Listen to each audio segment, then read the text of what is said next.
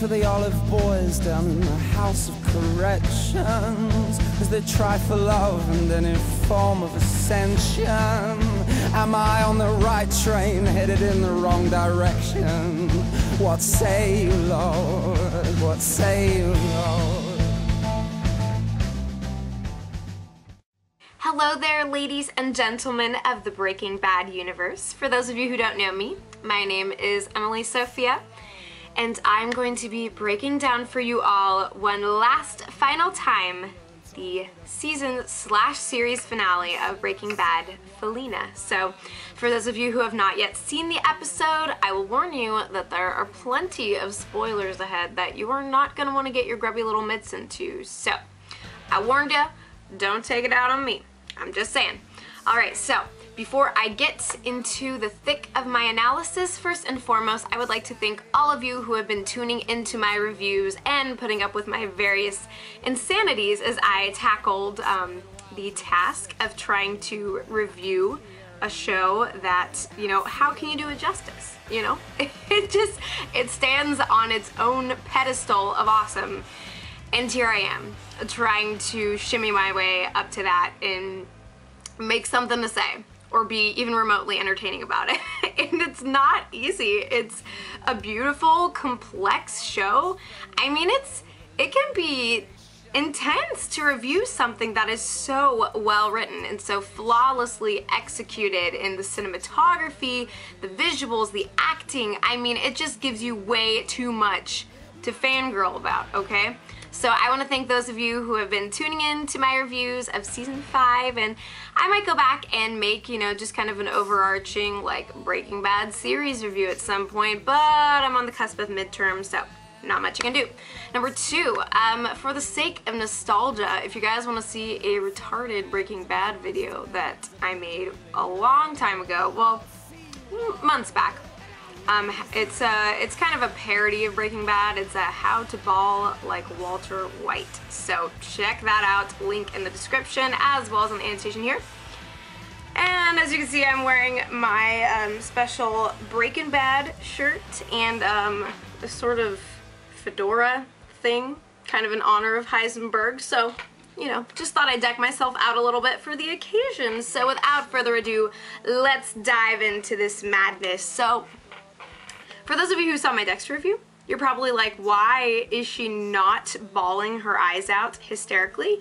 And that is because this episode, albeit it was tense and riveting and painful and, you know, beautifully gut-wrenching at times, it wasn't, I feel really satisfied with the way that everything transpired. And I honestly, I mean, I never had any fears. With Breaking Bad, it's just not the type of show that you're like, oh, what if they screw up everything? You know, there's just, that was never on the horizon for me. That was never a fear that I had. It was never like, well, what if Vince Gilligan just took, you know, a sheet of paper and just kind of pooped on it and then they put it into film?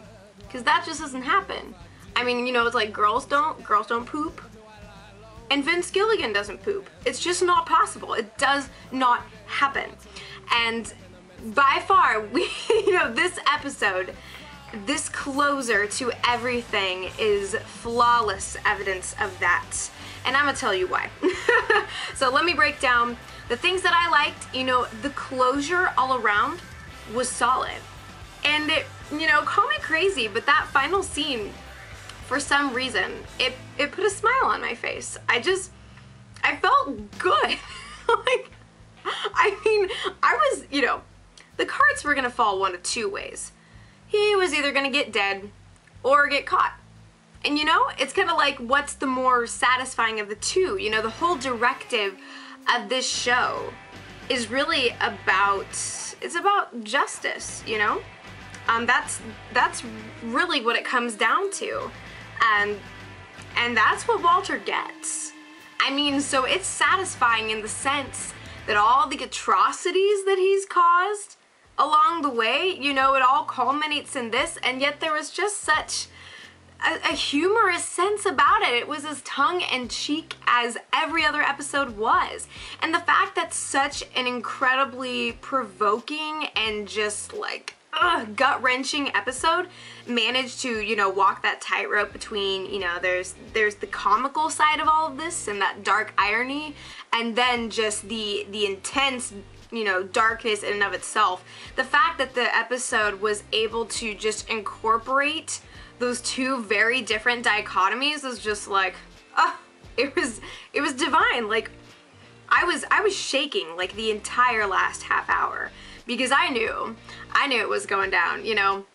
Walter's kind of like King Midas, you know. Midas has got that golden touch, and, you know, Walter has a certain touch of his own. And so every scene in which he appeared, whether he was skulking out of the corner, like when he was at Gretchen and Elliot, when he was at their beautiful new mansion, and he's just kind of like creeping around in the corner looking at the pictures, the way the camera's angled just so we can see that, you know, the couple is blissfully unaware of their old buddy old pal who's dropping in for a visit. Or, you know, when Skylar gets the phone call from Marie, and, you know, she's just kind of sitting there smoking her days away, you know, just sort of nodding her way through it, waiting desperately to just get off the line. And then, of course, the camera pans around and we see Walter standing right there across the way, and just like, I mean, there was just such, the way that every scene was just like pregnant with the sense of who's gonna die, you know? I mean, it's like you're flipping a coin every new scene, and it was just, I love that tension, and it was just so, you know, it was so well evoked. And the fact that we were able to kind of laugh along the way and lovingly remember just the sheer insanity of all of this, I mean, I just felt really gratified as a fan, and I am kissing the feet of everyone who made this happen. So I thank you, feet. I thank you, people to whom those feet belong. There's a lot of people who deserve a lot of thanks, and this was just, it could not have been better for me. I mean, you could argue, you know, it's like, okay, what's the ultimate fate of Skylar? What happens to Flynn? What happens to the whole White family? And Marie's kind of in the periphery of that, you know, what's going on with Saul Goodman? I mean, but I think that they're kind of leaving that space open, because we're getting a whole freaking Saul Goodman spinoff, okay? Better Call Saul, you know, so that's coming. We've got no right to complain there. I mean, and he clearly showed in the last episode that he was outie, you know. He had said his piece, and, you know, he'd done what he could for the guy, but there's really only so much you can offer as a human being, you know? And so I think, you know, I think it was okay that he was not incorporated in this, because he made his exit. He grabbed his bags and he went while Walter was in a coughing fit. I almost said waffle. Waffle White. Anyway, so let me break down some specific things that I really liked about this episode. Number one, I really enjoyed the use of flashback that was interwoven. You know, that is a way to bring out a show, you know, to bring everything to the closing curtain, to just be able to reminisce in those brief moments. And sometimes it can be painful, you know, but like when Walter goes into his old house, and he has this memory of, you know, when Hank's like, hey, I could take Walt for a ride along, just say the word, you know, it's like, that's just crazy to me, you know? Hank pretty much, like, unintentionally kind of created his own demon, you know? Like, I know that sounds kind of crazy, because as we see, Walter admits and confesses that, you know, he did all of this for him, and that he liked it. We all knew that. We all knew that all along, clearly, as is evidenced by everything that's gone on. But, you know, it's just crazy to me that that's kind of, you know, that was the impetus of Heisenberg, of everything that everything became, you know? It's crazy, and that is like the, you know, that represents the one thing that Hank was designed to pit himself against, you know? And so there was just some crazy irony there, and it was just a really awesome way of kind of paying tribute to Hank's character. And then, of course, we see the scene where Jesse, you know, made the box back in, was it like early high school for him? I remembered right away, you know, that scene when Jesse was, he was at rehab, I think it was. and he was talking about how he had made this beautiful box and he was really proud of his work. And then wasn't it that he sold it for drug money? Or he like traded it or something like that. Something having to do with his descent into the world of drugs, you know? And so we see, and just the sheer contrast, you know, we see him like holding his box at his side, and then it just cuts right away to him being freaking chained up like an animal, and he is trapped in this world that he unintentionally brought himself into. And just all the progressions that were shown and just encapsulated in this episode was like nuts to me. I mean, just, that's pure poetry. They waxed poetic with this, I feel. And yeah, so the use of flashbacks and memory, and just kind of the way that we get to see the journey that's happened, you know? The story that was, you know, in this episode didn't feel disjointed from everything else. Like, it felt like it emerged naturally. And that's what's really important to me, is, you know, that nothing felt contrived or came out of the blue. And, you know, the loose ends were relatively few. There's nothing that I can really complain about as far as, you know, I have questions. But I think that any good finale will leave you sort of asking, you know, and just wondering about those little details in the periphery. But this finale did exactly what it needed to do.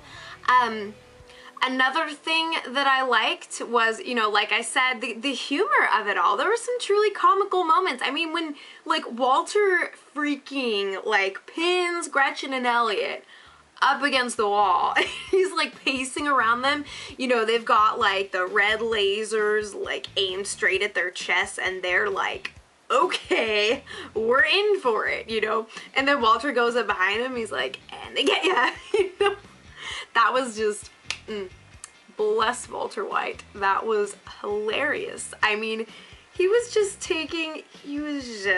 squeezing that, like milking that moment of what it was worth, and he wound up with quite a few gallons of 2% milk, you know.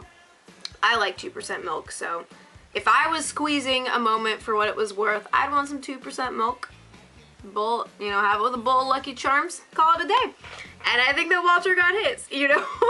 That was a beautiful moment because, well, I was, you know, for the commercial break, I was like, they're gonna get it, you know. But just the way that whole scene was played was just absolutely hysterical. And bringing back Skinny Pete and Badger one last time, the dynamic duo, you know, it's just that pure comedic relief. You know, we need that catharsis just to keep us going. Because I think that Vince Gilligan knew, you know, we were going to be shaking in our bones before the end, so, you know, he threw us a little bone, and I have to say that I really appreciated that. Those moments were not lost on me. And, you know, the way that the music was intertwined with everything, and, you know, like, the song's like, Getting What I Deserve, and, you know, even in the very end, Sweet Baby Blue, like, there was just so much to enjoy, and the fact that all of the main characters were honored in such a special way. Like, above and beyond everything. I can just, you know, I can sleep peacefully tonight. Because, like, Jesse, he freaking walked. He made it. And, like, God, after, you know, everything that transpired with the Dexter finale last week, and just, like, the emotional soul vomiting that I was just, like, purging from my being, I mean, that was, like, watching that episode was like an exorcism. And this was, like, I feel like I was nourished. Like I said, I really feel gratified as a fan, and that this ending did justice to the show and to the people who have been backing it all this time. I mean, we finally, and it's just so crazy, you know, because something that could be so wildly painful was so full of intrigue and suspense more than anything, and it made it kind of an enjoyable ride. You know, I was watching with my family and we just kept having these like, moments, like where we're all just like connecting on soul levels, trying to figure out, you know, what elaborate web it is that Walter is weaving. You know, what starts with his little cross-country journey and then, you know, making the New York Times reporter phone call and, you know, winding up at his old friend's house. And, you know, it's like, and there was such a satisfaction for Walter too that I think was palpable to us as the fans. I mean, a lot of us have been pitted against him, and with good reason. The guy is not exactly, you know, a ripe Georgia peach, but I think, I don't know, it was kind of relieving to me in a way that, like, I could kind of just, the place that Walter was in was just so, like, alright, you know, he was in the end game and we were in it, and, you know, just the fact that we could all be on the same page, I guess, it just made it feel good.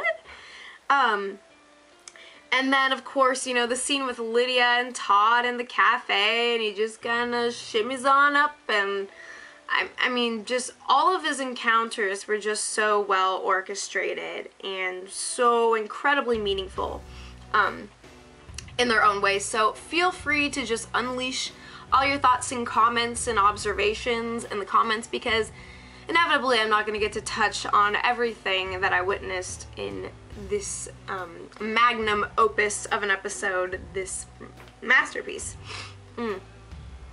So yeah, please feel free to fill in the blanks, you know, of anything that I forget or don't have time to mention in this review.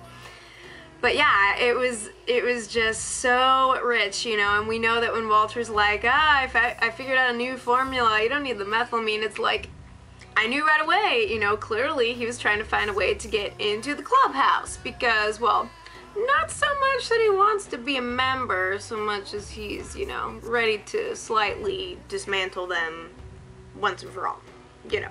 So we could feel that sense of impending justice come in, and, you know, we're all just kind of like shaking in our seats because it's like, we want this too, because these guys just screwed up everything. I mean, you could, you know, Walter screwed up everything that, and you know, whatever. Still, you have to direct your rage somewhere sometimes, you know, and it's like, I've had a lot of rage towards Walter. I shall say that much. But,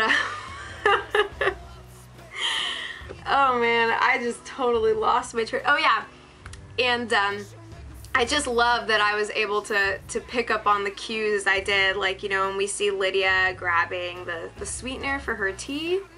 I called that.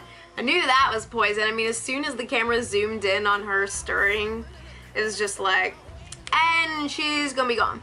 And she calls Todd in the very end, and, you know, kind of a bittersweet ending to what was a very awkward little romance. Just so, God, that final scene with like the freaking like machine gun rage from the back seat, like, or not the back seat, the trunk, you know, he's got junk in the trunk, or more like devastation and wrath against all mankind in the trunk, okay? You know, I don't think a lot of ladies can say they got that back there, but Walter, he can say that for sure. And, yeah, so I knew as he was slowly reaching for his keys, and we're all just like, you know, trying to telekinetically will them into his possession, because we know that something epic and, you know, bloody is about to transpire. And I think it's safe to say that a lot of us were ready for that to happen, you know, like, and the fact, oh, sorry, I'm skipping all around here, like, I love the fact that, you know, Walter was so done with the whole, like, I did this for my family, you know, it's like once he knew that he had a way to get his money where it needed to be and where he felt it needed to be, and he stopped guilting everyone around him, and he was closing doors. And I think that Skylar could see that, He got to say goodbye to Holly, and in his own way even said goodbye to Flynn, you know? That was like the ultimate act of love, was just like by Walter not showing up, you know? Like, props to him for all the stupid crap that he has pulled throughout the years. It's like, you know, he makes it right in that moment of just watching Flynn walk through the front door and just letting him go. And there's that kind of satisfaction for Walter that he gets to say goodbye in his heart and not get like thrown out, because he knows where the money is gonna go and that it can't be reversed. Anyways, skipping to that final scene and when Jesse is brought out, dragged in the chains, and I knew, like, in my heart, I was like, Walter's gonna be furious. I mean, that is his man. That is his romantic partner in crime that you have reduced to the status of beast. And that's something that's not gonna fly with Walt. I mean, granted, call him a monster if you will, but he's got some feelers for the Pinkman lad that I think we've all borne witness to throughout the years. And just that moment was so powerful because Walter has, you know, his weapon in hand, and we know that it's only a matter of moments before, you know, he's raising the roof. And as he's slowly coming up to Jesse, you know, just with his gaze averted, and when he leaps, we know that it's for a reason, and it's not just this sense of rage like, oh, screw you, you know. It's like Walter has a lot of reasons to be pissed, I guess, but at the same time, I had such a strong feeling that he was gonna get Jesse out of there, and he did. And I think the closure on the relationship as well, I mean, just in the crazy aftermath of all of that, like in Hallelujah, by the way, I was dancing in that scene. It's like, you know, I knew it was gonna be just as, if not more, epic than when he, remember the bomb from the first season? And he just like sciences the crap out of all those drug lords. I mean, I knew it was gonna be that level of epic, and it was. And we got the satisfaction of seeing Jesse freaking choke out Todd, because I was like, of course Todd is still standing. And he's just looking out the window like, Mr. White, something just, you know, it was like, I think that they needed him to die in a really visceral way, because Todd is just, he's just a butt wipe. Like, he needed to die in that way. And was it Uncle Jack, is that his name? Guy in the cute little purple sweater, you know, getting his last smoke before Walter shoots him out, and he's like, you wanna know where the money is? Da, da, da. No, I think we're past that. And just kind of the gazes that are, you know, exchanged between Walter and Jesse, and the way that, just the look in Jesse's face when he's pointing the gun again. And renouncing, you know, when Walter tells him that, like, you want this, and then finally he turns it back, you know, he reflects it on himself, and he's like, I want this. And we see that he's gonna die, you know, he's a ticking time bomb, like it was said before by Mike, I think it was, you know, and Jesse's like, yeah, you know, you could take care of that yourself, buddy. And I knew, like, I kept saying out loud, I was like, don't you do it, Jesse, don't you do it, Walt. But it's like, you knew that they weren't going to end each other, but just the way that they led us to believe that it was still possible, and the way that the writers just set up everything to the point that we were like, you know, anyone could die, it was just so perfectly executed. And the way they just kind of, you know, the way that Walter saved Jesse, but there wasn't this big sentimental turnaround moment. I mean, it's like they just got the chance to go their separate ways and to, you know, to seal their fates. Jesse's free, and I'm just so incandescently happy about that. Like, I don't know what that freedom's gonna look like for him. I mean, he's got a hell of a long way to go, but he's there. He's alive. He made it, and that's just like, at the end of the day, that is all I wanted, was for there to be some justice for him. And God, good luck, buddy. If you need someone to hang out with, come up to the Pacific Northwest, and you know, we'll go surfing. We'll go, you know, explore the rainforests where all the Twilight vampires are, and you know, there's stuff we can do. So I'm here for you, and I love you, okay? Yeah, but that was just and of course he intercepts the last phone call from Lydia, you know, one last little little piece of art with his ricin. And yeah, you know, it's interesting because everyone was like, the big question is like, what was he gonna do with the ricin? And just kind of the way that all played out was very fascinating as well. And the fact that Walter died, you know, not from the cancer, not through suicide, not in a fight, you know, it was like, I think he knew, you know, that there was going to be some kind of aftershock in the midst of this. I think he knew that he was gonna go this way, but not by his own hand, not by someone else's hand. It just happened. Almost like it was this otherworldly force that just needed to be. And the fact that, you know, he got, I mean, it's like, I don't think he got shot. To me, it looked like he got hit with something in the process of, like, you know, raining bullets in there. So that's what it looked like to me.